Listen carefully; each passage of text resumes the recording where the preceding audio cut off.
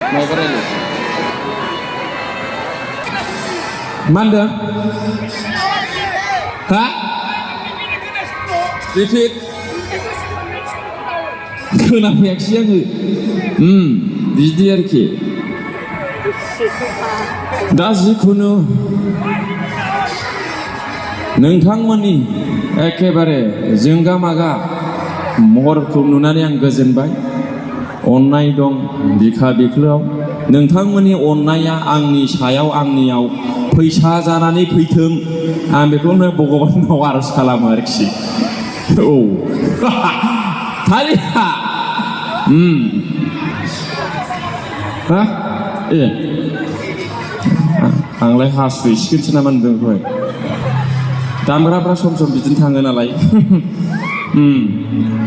हासुनांगौ हासुनायखौ हमथानो नाङा बिदियावनो हिनजावफ्रा बिराद हासुनायखौ हमथायो पेसाब खालामनायखौ हमथानो नाङा आरोखि बिदियावनो हिनजावफोरनाव बांसिन अन्थाइ जायो अन्थाइ उदैयाव गल ब्लादाराव किडनियाव हिनजावफोरनाव बांसिन अन्थाइ जायो आरोखि ओमफ्राय दैखौ खम लोङो बिसोरो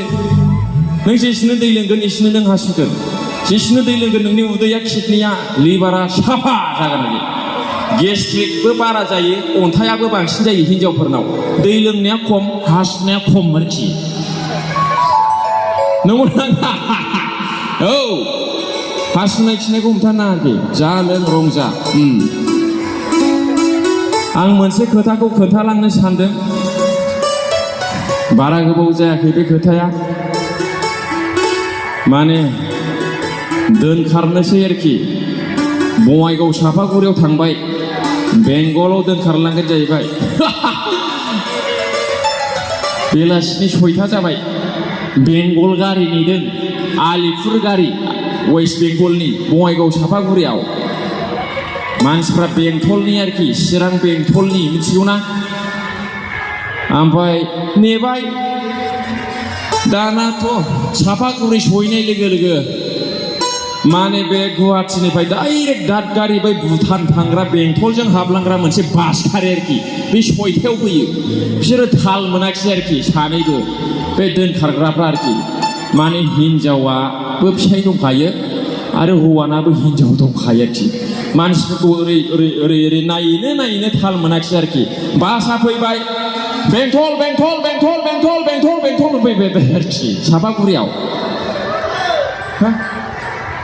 खोनास्लाबाखिसैना माने बेंटल होननायखौनो बेंगल साननानै बे बेंटलनि गारियाव थ्रोब गाखोबाय आरोखि हाखु दाखु दाना बेंटलाव गावसिनि जायगायावसो सहैफिनबाय ना फैजायो ना मायो खारनायखौथ' खोनानाय मिथिनाय जमनानै दंजोबखायो मानसिफ्रा हमनानै दोखो दोखो मावजाबाय आरोखि बेस्राफोर बेंगल लाखियाला बेंगलाव थांनो होननाया बेंटलावनो गाखोफ्लांदों आरोखि बिसोरो दा बिदि जायो ओंखायनो ओरै ओरै ओंखारोब्ला एसे सालाक जानानै एसे मोजाङै बुजिनानै सलिहैनांगौ आरोखि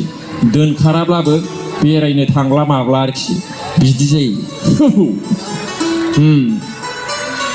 दे गान खनबावनोसै